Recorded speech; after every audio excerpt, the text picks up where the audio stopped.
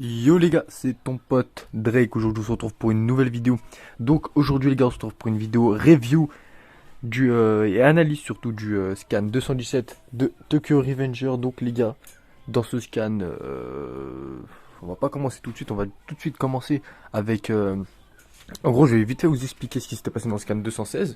Donc Takemichi, il a rencontré enfin Senzu. Après, en fait, Senzu, il l'avait invité dans son gang, mais on l'avait pas vraiment vu, tu vois. Et là, on l'a vu pour la première fois. Il avait donné rendez-vous à Takemichi pour qu'ils aillent faire les courses, le shopping un peu. Et là, on se rend compte que Senzu, c'était une fille. Une chef de gang fille, donc elle doit être super forte.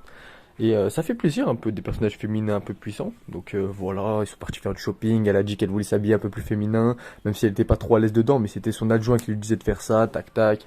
Voilà, tout ce genre de choses. Et à la fin, Takemichi il lui dit au revoir.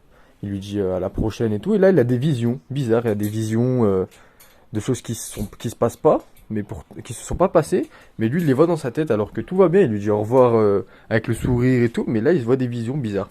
Donc, on nous avait laissé sur ça. Et les gars, juste après l'intro, je vais vous expliquer ce qui se passe dans le chapitre de...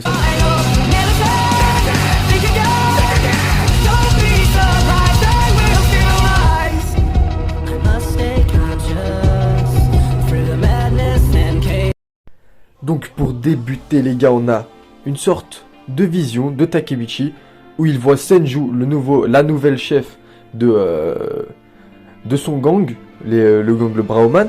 On la voit au sol et elle est en train de dire à Takemichi, tu as accompli ta promesse, tu as respecté la promesse que tu m'avais faite. Donc on sait pas quelle promesse elle parle, on sait pas pourquoi on voit ça alors que dans le dernier scan on la voit, elle dit au revoir à Takemichi, elle est plutôt heureuse. Donc à voir, à voir. Après on en saura sûrement plus dans les prochains chapitres, mais pour le moment j'ai pas trop compris.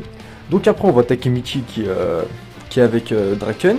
Il se pose des questions sur les visions qu'il voit parce que ça fait déjà 2-3 fois qu'il a des visions qu'il a jamais vécues en gros, qui sont juste dans sa tête, mais il se pose assez de questions, assez beaucoup de questions. Et du coup il va avec Draken, Draken le ramène chez lui dans sa chambre close, je crois que ça s'appelle comme ça, une maison close, voilà. Et Draken il lui dit donc voilà on va chez moi et tout et tout. Takemichi se souvient déjà de l'étage où habitait Draken, c'est déjà un miracle, ça fait quand même longtemps qu'il n'est pas venu chez lui.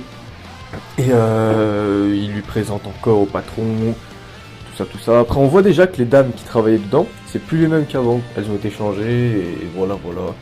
Draken, il ramène Takemichi du coup dans sa nouvelle chambre. C'était un débarras, un KGB, une sorte de KGB, qu'ils ont aménagé, et du coup, c'est une nouvelle chambre de Draken. Donc voilà.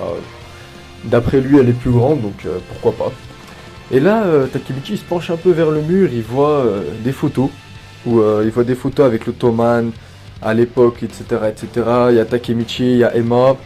Et c'est à ce moment-là que Draken, il nous dit quoi? Il nous dit que Emma, des fois dans ses rêves, elle lui dit de sauver Mikey. En gros, il se sent obligé maintenant de sauver Mikey, donc c'est pour ça qu'il a intégré le Broman pour sauver son ancien ami des ténèbres dans lequel il a plongé. Donc voilà, et après Draken il pose la question à Takemichi, il lui dit comment est Mikey dans le futur, 12 ans après. Et là Takemichi lui explique, il lui dit que Mikey est devenu maigre, il est plus comme avant, il lui dit qu'il a des pulsions sombres, il a respecté sa promesse, il avait promis à Takemichi il y a 12 ans que tout le monde serait heureux, mais la seule personne qui est pas heureuse, c'est bien évidemment Mikey. Voilà. Et Draken il se dit voilà on va sauver Mikey, tout voilà. Et du coup, un peu plus tôt dans le scan, Takemichi il a une vision où il a une sorte de sauce tomate. Ou bien, lui il croit que c'est du sang, mais il a de la tomate sur le pull. Et après il se rend compte que non, il est normal. Et du coup, il sort de la chambre de Draken. Et là, il y a une dame qui travaille là-bas. Elle lui renverse de la tomate sur le t-shirt. Et du coup, Takemichi se rend compte qu'il a un pouvoir. Attendez les gars, c'est quand même incroyable. Il a un nouveau pouvoir. Il peut donc voir le futur. Rien que ça, encore des nouvelles révélations. Donc ce scan c'était pas du combat, rien du tout, mais juste quelques révélations et c'était chill quoi, jusqu'à la fin où il se rend compte qu'il voit le futur. C'est donc pour ça, ma petite théorie, que Takemichi il a vu Senju, la chef du Broman, qui est par terre, je pense qu'elle est en train de mourir. Donc ça veut dire que la chef du Broman elle va mourir. le chef du nouveau gang Takemichi, elle va mourir. Parce que si on en croit les visions de Takemichi, s'il voit vraiment le futur, elle va mourir. Quel scan incroyable, quelle fin incroyable surtout.